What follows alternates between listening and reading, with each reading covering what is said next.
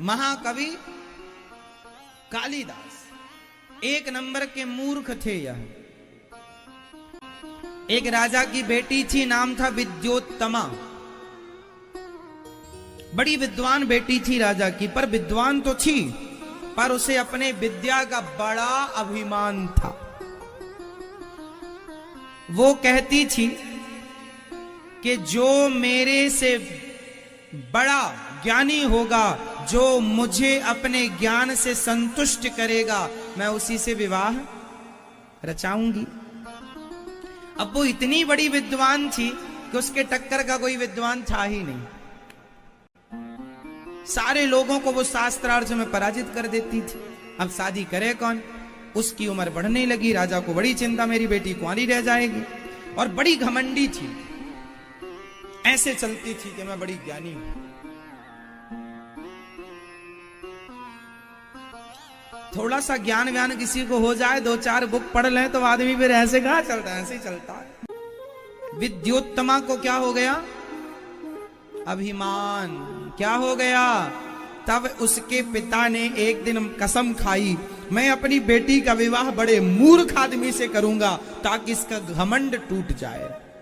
अब पिता ने सैनिकों से कहा, जाओ जो सबसे मूर्ख आदमी है उसे पकड़ कर लाओ। तो कालिदास जी मूर्ख हैं, ये कैसे सिद्ध हुआ था? कैसे सिद्ध हुआ था? यह जिस पेड़ पर चढ़कर जिस डाल पर खड़े थे उसी डाल को काट रहे थे। तो किसी सैनिक ने पूछा, भाई क्या कर रहे हो? बोले लकड़ियां काट रहा हूं। क्यों काट रहे हो? अरे भाई लकड़ियां काट रहा हूं। तो तुम जिस डाल पर खड़े हो उसी को काट रहे हो। बोले तो लकड़ी काटूंगा तब तो ले जाऊंगा। अरे बोले तुम गिर जाओगे। उसने कहा तुम हो मूर्ख, लकड़ी कटेगी तो लकड़ी गिरेगी, हम क्यों गिरेंगे? हम तो कट नहीं रहे भाई, हम कटेंगे तो हम गिरेंगे, कट तो लकड़ी रही है। अब सैनिकों ने समझ लिया कि ये बहुत बड़ा मूर्ख है, पकड़ के ले आए। महाराज ये मूर्ख आदमी है, अपनी बेटी का विवाह इससे करो। लेकिन बेटी के संग जबरदस्ती कैसे करे? उसकी भी तो राजी मर्जी हो। तो कालिदास के पास कुछ विद्वान लोग बैठ गए और कालिदास से कहा, सुनो अभी तुम्हारे सामने एक लड़की आएगी, कोई सवाल पूछेगी, तुम कुछ बोलना मत, इशारे से जवाब देना। वो जो जो कहे वह समझी उंगलियां उठाते चलना, ऐसे ऐसे, बाकी व्याख्या हम करते चलेंगे। कालिदास जी पहुंचे सभा में, ऊंचे आसन पर विद्योत्तमा बैठी थी। कालिदास जी जब आए तो वहां के विद्वान लोगों ने कहा, ये बड़े विद्वान हैं, शास्त्रार्थ कर लो। यदि तुम हार गई विद्योत्तमा तो तुम्हें इनसे विवाह करना पड़ेगा। हाँ हाँ कर लेंगी। कालिदास जी की आसन लगाई गई और कालिदास जी तो बिल्कुल एक नंबर के मूर्ख, पर कह दिया था बोलना मत, क्योंकि बोलेगा तो मूर्खता खुलेगी। अब बैठे हैं एक तरफ कालिदास जी, एक तरफ विद्योत्तमा। अब विद्योत्तमा ने, अब वहां के संतों ने कहा कि ये साइलेंट बात करेंगे, मतलब बात नहीं होगी मुंह से, इशारों में आप पूछिए। इतने बड़े विद्वान हैं कि बोलते कुछ नहीं है। ये बोल के नहीं समझाएंगे, ये इशारों से समझाएंगे।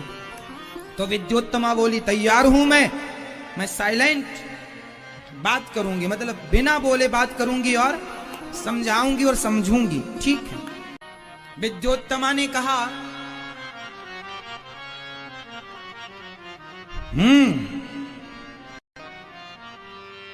तो कालिदास जी को लगा ये कह रही है एक थप्पड़ मारूंगी, हम मूर्ख तो मूर्ख। कालिदास जी ने कहा, तू एक मारेगी?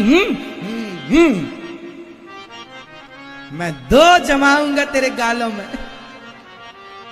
विद्योत्तमा ने पूछा, क्या ब्रह्म एक ही है?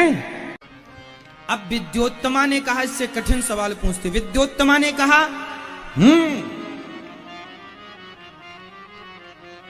विद्योत्तमा ने पूछा, क्या 3 गुण से ही काम हो जाएगा? सत्व गुण, रजोगुण और तमोगुण। सत्व गुण, रजोगुण और तमोगुण।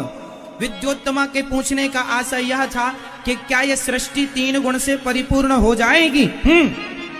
तो कालिदास जी ने कहा ये हमें 3 मारने का बोल रही है, अब मैं इसे बढ़ा के मारूंगा। तो कह दिया उन्होंने 5 मारूंगा तुझे गिन के।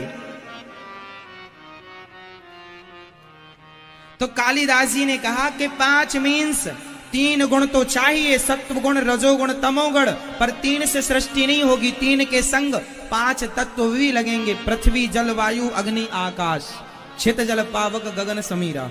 5 चाहिए, 3 गुण अकेले कुछ नहीं करेंगे। जब 3 के संग ये 5 मिलेंगे तब सृष्टि क्रम चालू होगा।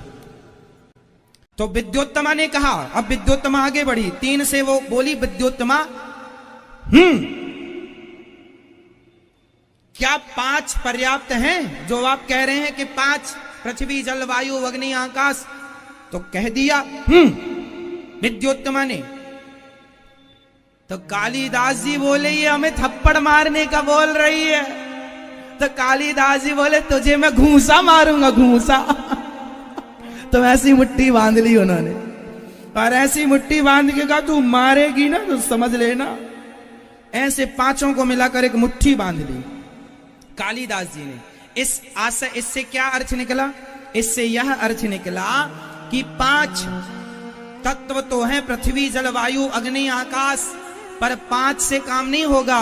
5 जब मिलकर एक ये संगठित हो जाएंगे, जब एक ही शरीरों में 5 समाएंगे तब शरीर की सत्ता होगी। 5 अलग अलग रहेंगे तो सत्ता नहीं। भाई पृथ्वी अलग भागे, जल अलग भागे, वायु अलग, तो शरीर थोड़ी तैयार होगा।